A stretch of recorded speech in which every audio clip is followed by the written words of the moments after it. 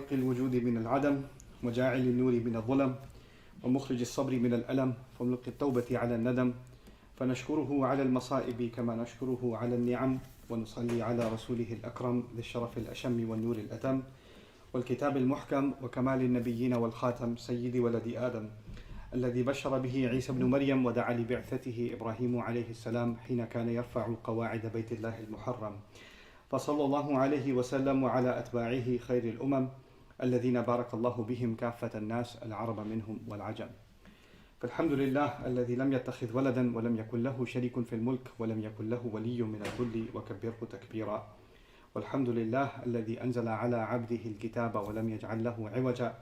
والحمد لله الذي نحمده ونستعينه ونستغفره ونؤمن به ونتوكل عليه ونعوذ بالله من شرور أنفسنا ومن سيئات أعمالنا من يهده الله فلا مضل له ومن يضلل فلا هادي له ونشهد أن لا إله إلا الله وحده لا شريك له ونشهد أن محمدا عبد الله ورسوله أرسله الله تعالى بالهدى ودين الحق ليظهره على الدين كله وكفى بالله شهيدا فصلى الله عليه وسلم تسليما كثيرا أما بعد فإن أصدق الحديث كتاب الله وخير الهدي هدي محمد صلى الله عليه وسلم وإن شر الأمور محدثاتها وإن كل محدثة بدعة وكل بدعة ضلالة وكل ضلالة في النار.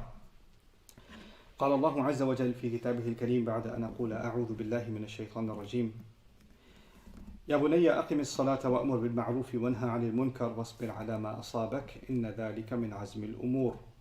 رب اشرح لي صدري ويسر لي أمري واحلل عقدة من لساني يفقهوا قولي. اللهم ثبتنا عند الموت بلا إله إلا الله واللهم اجعلنا من الذين آمنوا وعملوا الصالحات وتواصوا بالحق وتواصوا بالصبر آمين يا رب العالمين. Today I'm going to continue speaking to you about the 16th ayah the 17th ayah of Surah Laqman, where Laqman is giving advice to his son. The first bit of advice in that ayah that we've already talked about is when he told his son to preserve and maintain the prayer. And I talked to you last time about the difference between simply praying, or what we become used to saying, establish the prayer, and preserving the prayer or maintaining the prayer, and how it's a very broad concept, and it's something that's very important to talk about and very easy to lose sight of. Today we're going to take a step further and see how the advice that he was giving is kind of like building a building. You can't build a second floor until you have the first floor, right? You can't take step 2 until you've taken step 1. So they're not just different advices, oh, make sure you do this and this and this and this, kind of like a grocery list where you can do them in different order, right? And if you forget something, you could do it later. It's logical progression, what's called logical progression. And what that means is the first advice is actually the foundation on which the second advice is built. And if somebody's not able to do the second, keeping with the simple analogy, if somebody's not able to reach the second floor, that means the stairway from the first floor to the second is missing something, right? So the reason somebody's not able to do number 2 is because they didn't take care of number 1 well enough, right? So sometimes we're not able to do something and we wonder why not? Why can't I do this? Like somebody could feel, because I'm saying today's step 2 is going to be something beyond the prayer. And when we talk about that and somebody says to themselves, but I'm not able to do that. It's hard for me. Why is it hard for me? Well, the answer might be there's still something missing in the prayer or the way we're dealing with the prayer, right? That might be the answer. So this is an important conversation to have about the foundations and everything. With that point of view, if you study this small passage, because it's not pages and pages, right? I'm spending a lot of khutbahs on this passage, but it's very small. It's just a handful of ayat. And in these handful of ayat, the advice that this father is giving his son is one thing built on top of another thing, built on top of another thing. And that progression is really important to understand because it helps us look inside ourselves, especially because this khutbah is dedicated to younger people, because the ayat keep beginning with Ya Bunayya, Ya Bunayya, Ya Bunayya, my young son, my child, right? Over and over again. And that's an emphasis not just that the father is showing love to his son, which I already talked to you about, but the other is Allah is highlighting here, maybe these are the things that every child should know, that every parent should have a conversation with every child, because this is a parent-child conversation in the Quran, right? So this is Allah's way of almost devising a curriculum for the building of a personality of a young man or a woman that's a believer, right? So those of you that are physically in front of me, and there's so many that are not, that are now starting to become young men and women, this is important for all of you. Now, a few considerations before I talk about wa'mur bil ma'ruf and what that means, is that we are, and I was talking earlier to my wife about this, is that we are today exposed to a very different world than when these ayat were revealed. Like if some young boy lived in a village somewhere, right, and his family knew the neighbor's family, and everybody knows everybody else, and they have a certain moral code, and people have certain norms, and they believe in the same things, they have some similarities with each other, right? There's cultural, cohesion, if you call it. Everybody's kind of the same culture, they speak the same language, they have the same principles, they have the same manners.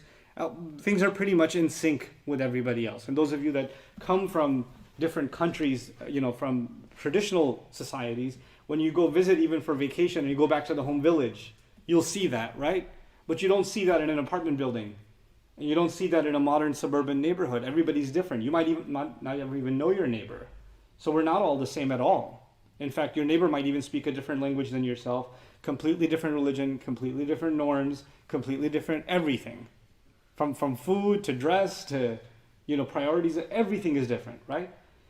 So we're in a very individualized society, right? So everything is, in a sense, everything is up to the individual, right? So the society can put pressure on us virtually, but at the end of the day, nobody really checks on you what you're going to do and what you're not going to do.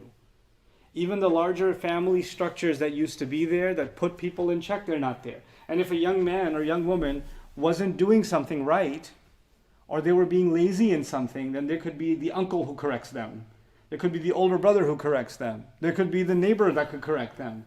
It was an entire correctional society, right?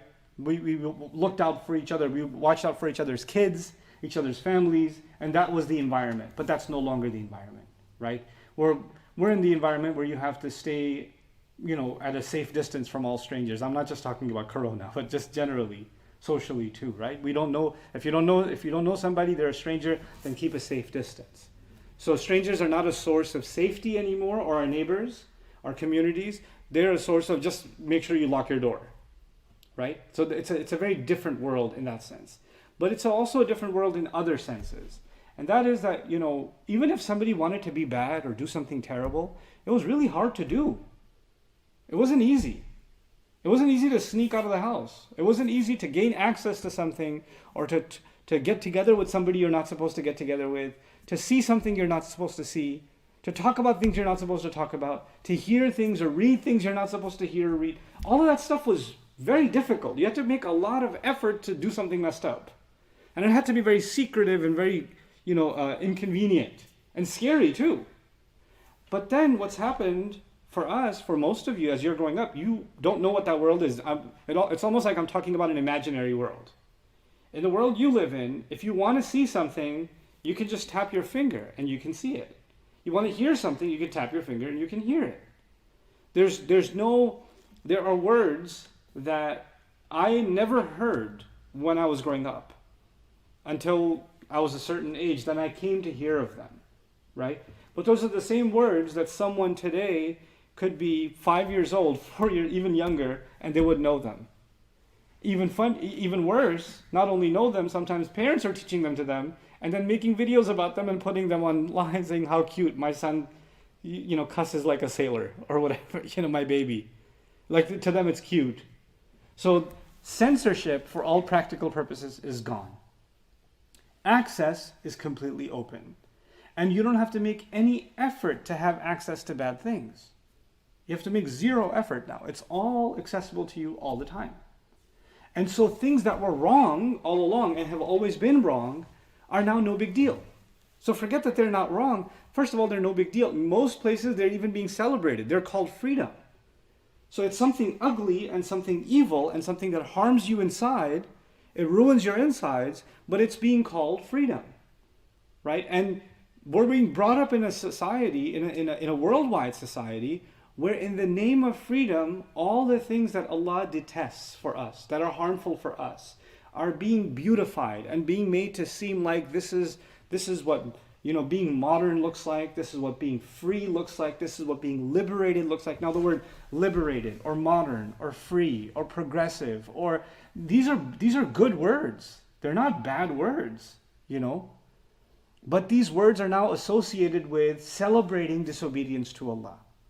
They're being associated with making bad things look good, and at the same time, whenever that happens in any society, whenever bad things are made to look good, then good things are always made to look bad too. Those two things go hand in hand. So you know what happens then? Then you might be in a society where when you're praying, you're the weird one.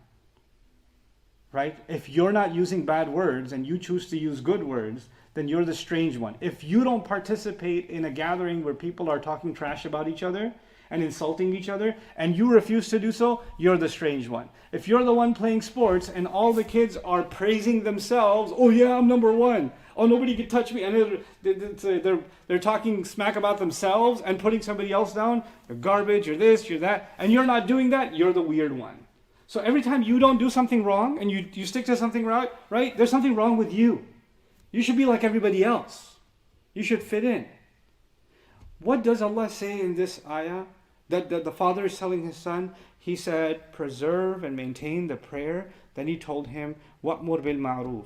And stand, I'll choose a translation that is, it kind of captures the essence of the phrase, even though it's a very loaded term. Like I've given long, hour and a half long durus on just amr bil ma'ruf from Surah Al-Imran, because it's a very comprehensive concept. But I want to simplify it, at least for our younger audiences today. And what it just means is stand by what's right. To stand tall and stand by what is right. Maintain the prayer and stand by what's right. You know what that means? You have to have a lot of courage. That means you're okay with making somebody upset because they don't like that you stand by what you know to be right. You're completely okay being weird where everybody else thinks it's wrong, but you know better, you know it's right. And you're still standing by it. It doesn't matter who's offended by you. It doesn't matter who makes fun of you. It doesn't matter what friends you lose, what popularity you lose. It doesn't matter who gets angry at you. None of that matters, because when you stand in prayer, you learn to fear only Allah. When you stand in prayer, you realize a day is coming where people won't matter. I'm going to be alone in front of Allah on Judgment Day. And when you maintain that, then it makes you courageous to deal with everything else, because everything else becomes less scary. Then I'm going to do what Allah says is right and everything else is wrong, and I have no problem saying it. And I'm going to gently encourage others. You can't encourage somebody else to do something right if you're not standing by it yourself. So it's included within wa'mur bil ma'ruf is wa'mur nafsaka bil ma'ruf. So tell yourself to stand by what's right. And then even tell others, look, I'm standing by it, and I'm not just keeping my business to myself. That's the other part of this that's pretty interesting. It is one thing that I don't do bad things. And then what we have now, because we're in a hyper-individualistic society, is something called mind your own business. Right? So I'm not doing something messed up. These people want to go to hell, that they're welcome to. That's their business. Right? I'm not going to interfere. That's none of my business. No, you can interfere sometimes, and it is none of your business sometimes, but the command given to, or the advice given to the son, which then later turns in the Quran is a command given from Allah Himself, is you must speak up for what is right. The Prophet ﷺ would tell us, من رأى منكم منكرا فليغيره بيده فمن لم يستطع فبلسانه فمن لم يستطع فبقلبه وذلك أضعف الإيمان. Whoever sees an evil among you, let them try and change it with the power of their hand. If they're not able to, at least that they should speak out against it with their tongue. And if they're not able to do so, at least they should hate it in their hearts. And that's the weakest state of faith you can have. وذلك أضعف الإيمان. So two things, doing what's right, and then what goes hand in hand with that is وَانْهَا عَنِ الْمُنْكَرِ, and stand against what is wrong. Speak out against evil. When something is evil, even doesn't matter who's celebrating it, who's giving it a beautiful name, if it's evil, it's still evil. If it's something hated by Allah, it says something hated by Allah.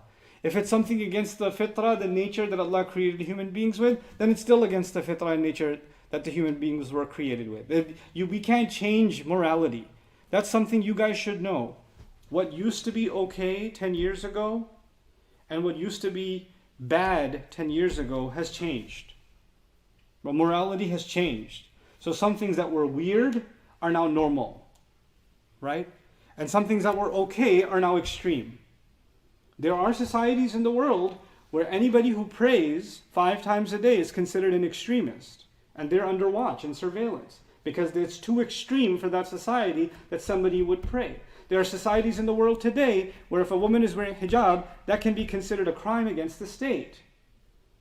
Or that's enough reason for her not to get into a university or get a job or anything else. So what is maybe normal in some places has now become more and more what? Extreme. It's become what is actually a good thing has now turned into evil. And things that were evil are not as bad, then they become okay, then they become kind of acceptable, then they become mandatory. So the bar keeps shifting. So by the time another 10 years go by the time you're adults, the world and the way the world sees what's right and wrong is going to change again. And it's going to change again. And it's going to change again. The definition of right and wrong will keep on changing. And you know what they say? They'll say it's up to the individual. They'll just say it's up to, it's you decide. It's personal freedom. Right? That's the idea. Well, for a believer, what's their personal freedom? Our personal freedom is we freely give ourselves in slavery to Allah. That's what we do. And when we do that, then we don't decide anymore what's right and wrong. Our conscience, in line with the revelation of Allah, with the teachings of the prophets, which has been consistent throughout history. It's the same. The prophets came in different societies, in different cultures, in different continents, in different languages, and yet what was right and wrong was exactly the same. Sometimes different cultures have different right and wrong. Something's totally okay in some culture, not okay in some other culture, right? But the things that are right and wrong that was given by prophets has always been the same right and wrong. It's a consistent set of morality. It's a consistent worldview. That's why the Quran talks about ancient prophets. That the Prophet ﷺ never met, never spoke their language. And he's talking about those prophets. Why? Because the thing, that the right that was given to them, what was taught to them as right and what was taught to them as wrong, is the same as what the Prophet is being taught. قُلْ مَا كُنْتُ بِدْعًا مِنَ الرُّسُلِ. Tell them I'm not some new invention among the messengers. I'm not something new. I'm not some innovation where there's new rights and wrongs. When you have to be the best to your parents, it's always been there. When you have to be truthful and honest, it's always been there. Modesty has always been there. The path back to Allah has always been there. Tawbah has always been there. Judgment Day has always been there. The beliefs and the rights, the morality of our religion is actually universal across history. This is from the earliest times. And so we will not be people that, it'll take a lot of effort for us to not become people that change as society changes. Right? And not just not change. It's one thing to resist the culture. It's one thing to resist new morality. It's one thing to resist the call for personal freedom, and in the name of that freedom, change the definitions of our religion altogether. Or even let some parts of that religion go because it's too extreme. It's too intolerant. Yeah, our religion is intolerant of evil. When something is wrong, جاء الحق وزهق الباطل. Truth comes and falsehood gets destroyed. That doesn't mean we hate people. That doesn't mean we hate groups. It means we hate evil. When something is evil, we hate it.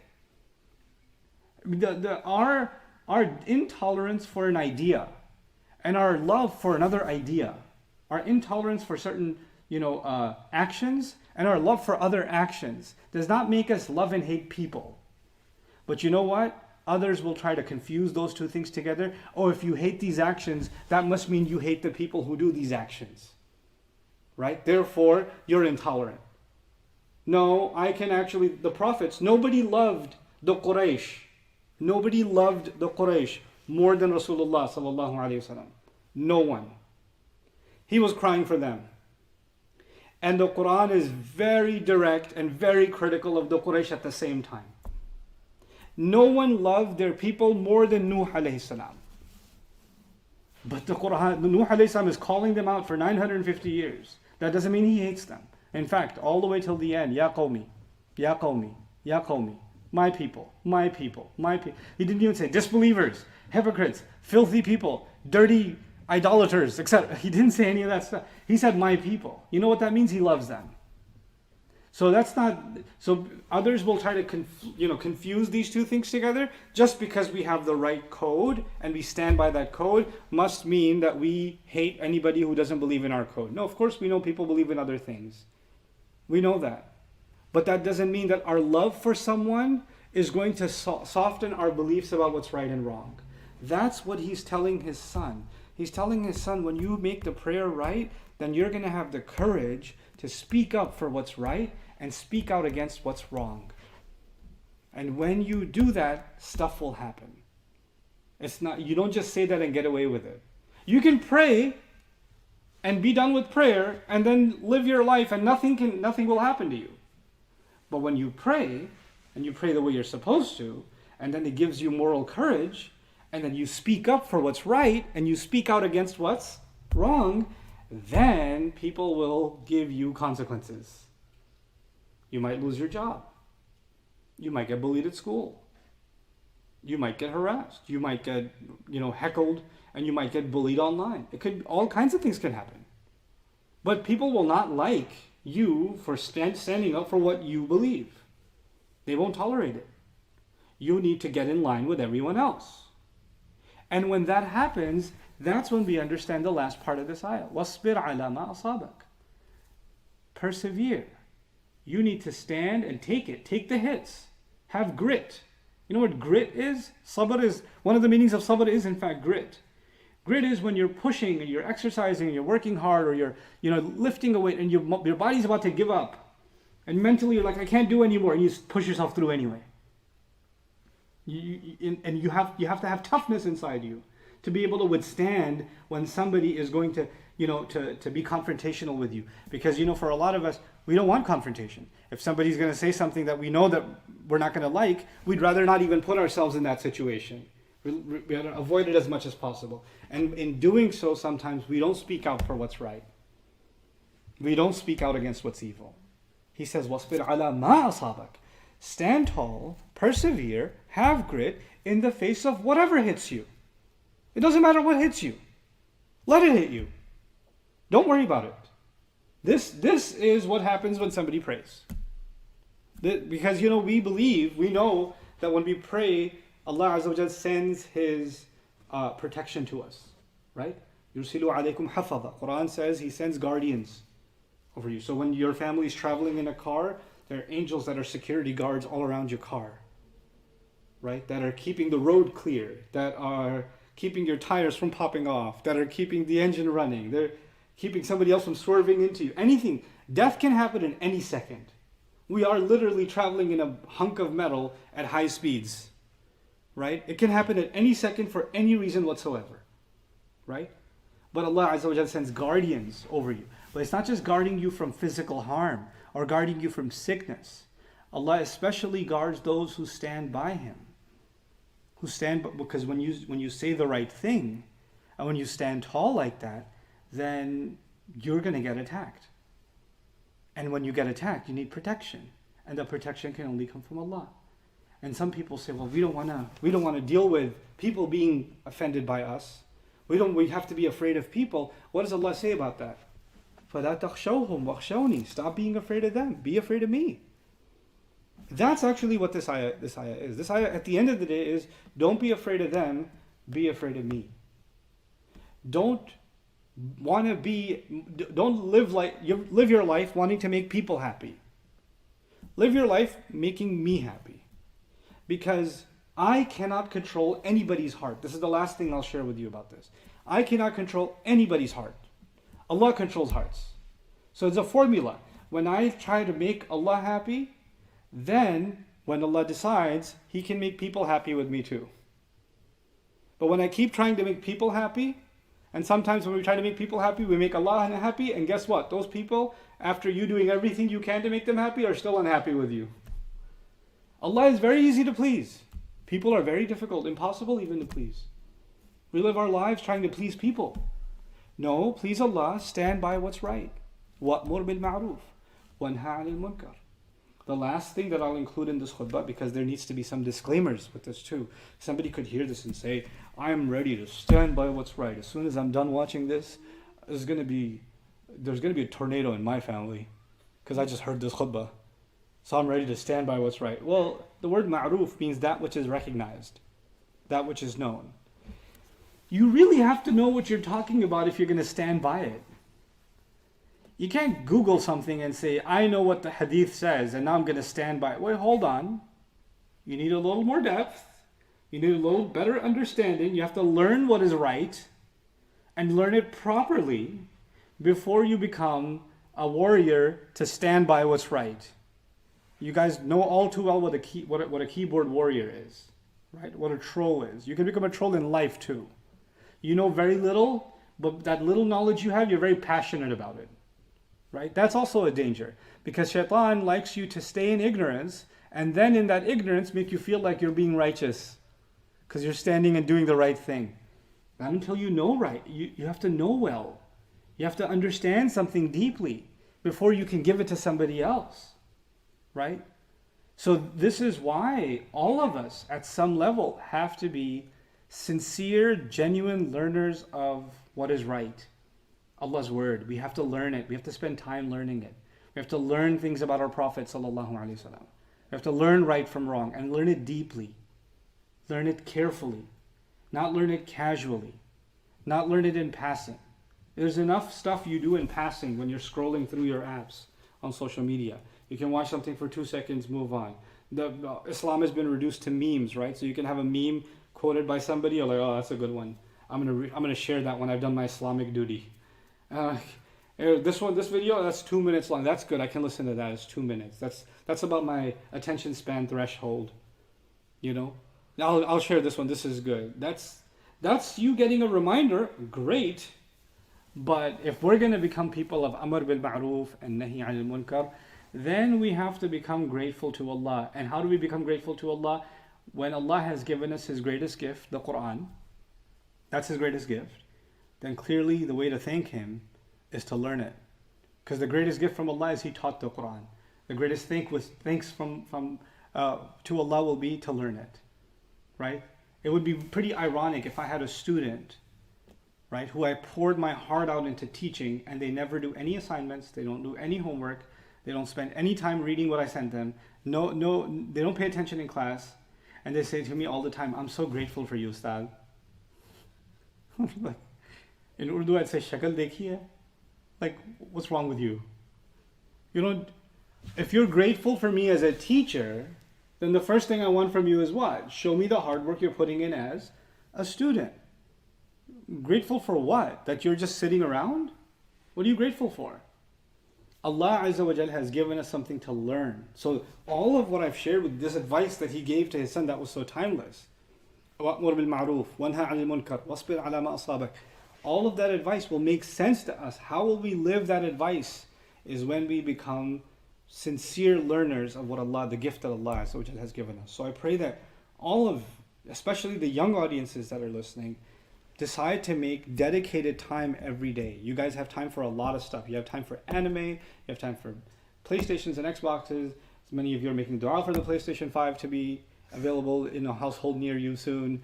You know, you guys have time for all kinds of, you know, app games on your mobile devices. You have time for all kinds of stuff. I know you have time. There's no such thing as I don't have time. Everybody has time. Okay? And if you have time, then you have to take some time out that nobody's telling you. Your parents didn't tell you. Your teacher didn't tell you. You weren't put inside of a school or a program. On your own, you decided, I want this much time I want to dedicate every day. I want to learn something about Allah's book. I want to think about it for myself. Because Allah has made me responsible.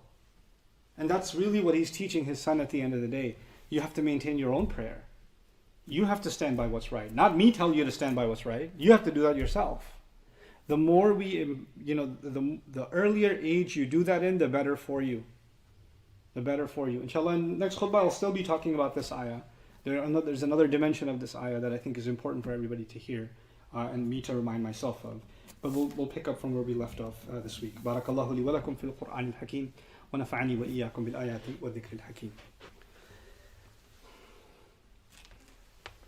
الحمد لله وكفى والصلاة والسلام على عباده الذين اصطفى خصوصا على أفضلهم وخاتم النبيين محمد الأمين وعلى آله وصحبه أجمعين. قال الله عز وجل في كتابه الكريم بعد أن أقول أعوذ بالله من الشيطان الرجيم إن الله وملائكته يصلون على النبي يا أيها الذين آمنوا صلوا عليه وسلموا تسليما اللهم صل على محمد وعلى آل محمد كما صليت على إبراهيم وعلى آل إبراهيم في العالمين إنك حميد مجيد اللهم بارك على محمد وعلى آل محمد كما باركت على إبراهيم وعلى آل إبراهيم في العالمين إنك حميد مجيد عباد الله رحمكم الله اتقوا الله إن الله يأمر بالعدل والإحسان وإيتاء ذي القربى وينهى عن الفحشاء والمنكر ولذكر الله أكبر والله يعلم ما تصنعون أقم الصلاة إن الصلاة كانت على المؤمنين كتابا موقوتا. Awesome.